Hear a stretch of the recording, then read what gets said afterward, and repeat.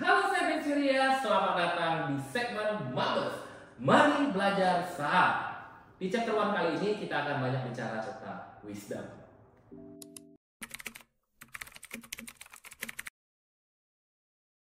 Coba bayangkan satu kata yang terlintas di pikiran kamu ketika saya sebut kata judi. Mungkin ada yang langsung berpikir bahwa judi apa yang pertama? Rugi.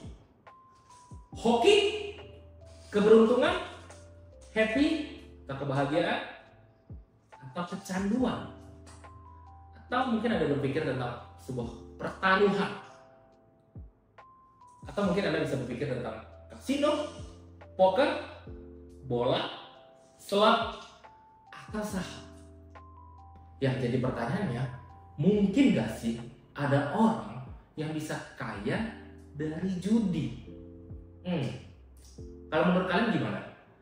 Apakah itu impossible? Apakah itu suatu hal yang gila? Benar gak sih kalau judi itu sebenarnya dia tuh mencari hanya sebuah kesenangan?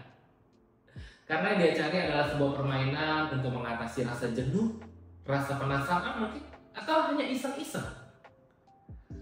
Tapi percaya atau tidak percaya bahwa apapun yang kita alami di kehidupan ini sebenarnya adalah sebuah perjudian. Setuju gak? Karena bagi saya, hidup itu juga adalah judi loh. Kok bisa sih? Nah, coba kita bedah. Ketika kita lahir, kita tidak bisa kan memilih kita mau lahir di keluarga yang kaya atau mau jadi keluarga yang miskin. Kalau kita bisa pilih, pasti kita mau jadi keluarga yang kaya, lahir dari keluarga sultan misalnya, ya kan? Ketika kita sudah lahir, kita bisa nggak memilih kita mau jadi apa? Nggak bisa. Bagi saya, itu juga sebuah adalah perjudian. Ketika sudah selesai di bangku sekolah, kita mulai nih berpikir bahwa wah, saya harus cari kerja, cari pengalaman.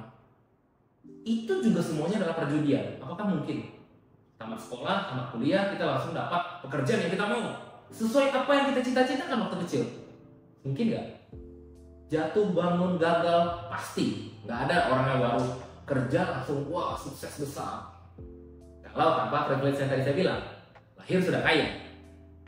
Jadi benar nggak bahwa sebenarnya apapun di dunia ini adalah sebuah perjudian? Bahkan hidup adalah judi.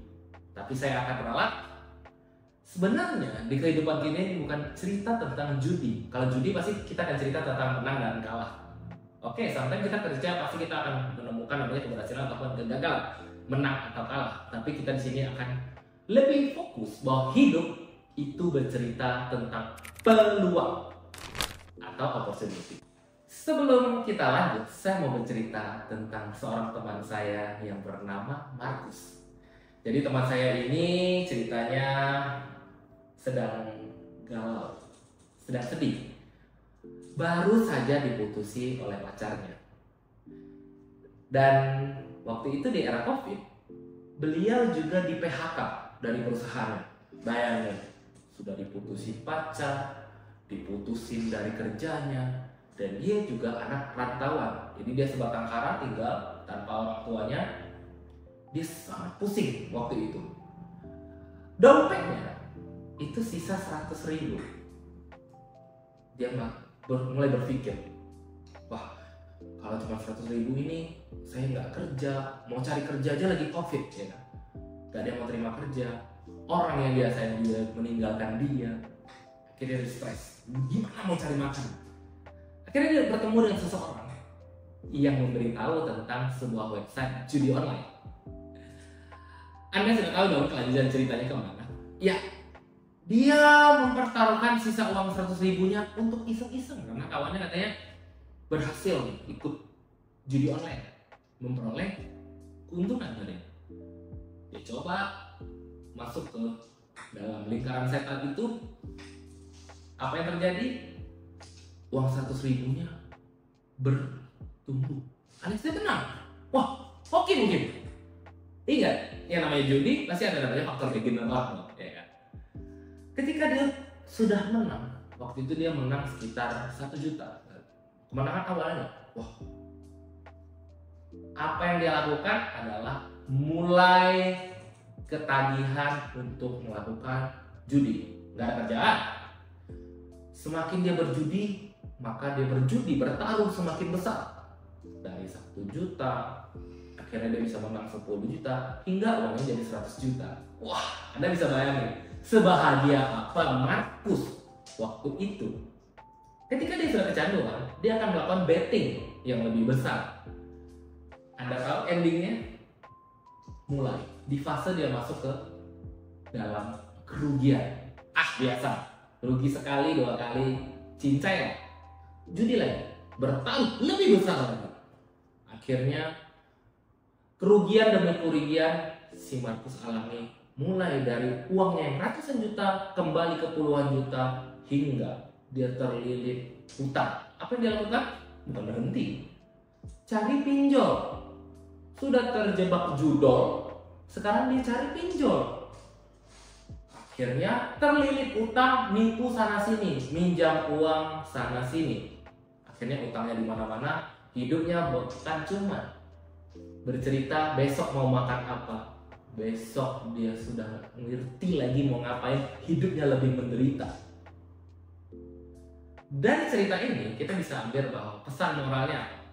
Terkadang hidup itu balik lagi adalah sebuah perjudian.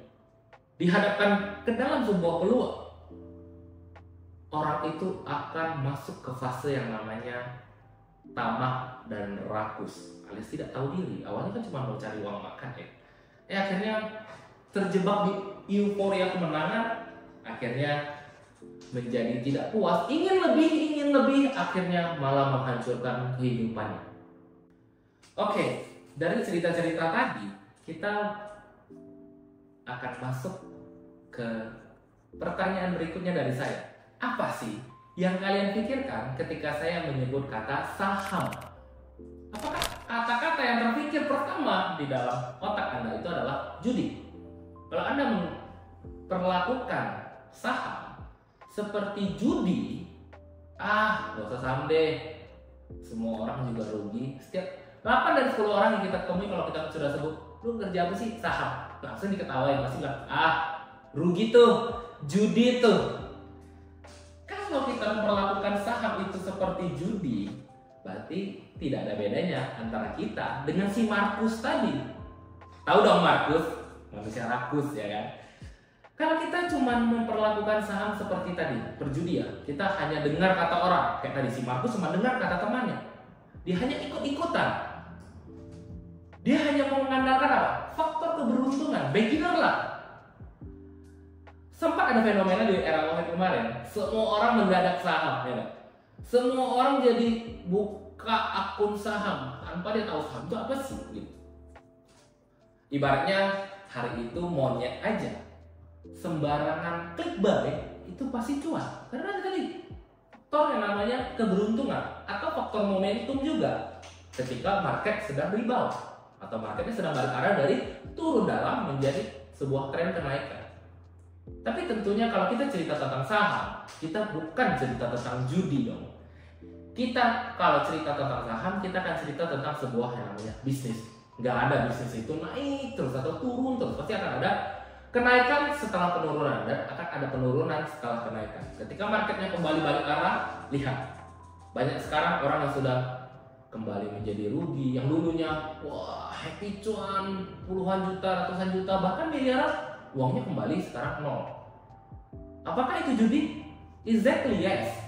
Apabila kita memperlakukan saham itu seperti judi, dan apabila kita memperlakukan diri kita seperti si Markus tadi, akhirnya apa? Gak pernah belajar, hanya ikut-ikutan, nyangkut. Akhirnya yang dilakukan adalah terus nambah muatan lagi, nambah pinjam duit orang, makin rugi, dan akhirnya akan menghancurkan Anda. Jadi apakah benar saham itu adalah sebuah judi? Jawabannya adalah tidak ketika kita melakukan yang namanya analisa. Gak mungkin dong kalau kita berjudi itu pakai analisa. Tapi kalau di saham, karena kita notabene-nya saham itu adalah bukti kepemilikan perusahaan. Dan ketika kita membeli dan menjual saham, artinya kita adalah membeli dan menjual sebuah bisnis. Ya dong, kita beli saham katakanlah BBCA, saham Bank BCA. Yang kita beli bukan angka, tapi yang kita beli adalah perusahaan Bank BCA itu tersendiri. Jadi ketika kita beli yang namanya perusahaan, berarti kita bukan main-main, bukan sedang coba-coba, bukan sedang berpacu dengan money game, tapi kita berpacu dengan analisa. So, masihkah dari Anda berpikir bahwa saham itu adalah judi? Atau masih daripada Anda berpikir bahwa hidup itu juga adalah judi? Kembali semuanya kepada kita semuanya. Anda pikir baik-baik. Kalau Anda berpikir bahwa hidup itu adalah judi, maka Anda akan selalu terbentur di masalah-masalah yang sama. Rugi-rugi, kegagalan demi kegagalan. Tapi kalau menurut saya, hidup itu bukan tentang perjudian. Tapi hidup berbicara tentang peluang. Dan saham itu bukan tentang judi. Saham itu kita berbicara tentang analisa sebuah tren, sebuah bisnis, dan tentunya sebuah opportunity yang menjadikan kita instrumen investasi, menjadikan kehidupan dan finansial kita menjadi lebih baik.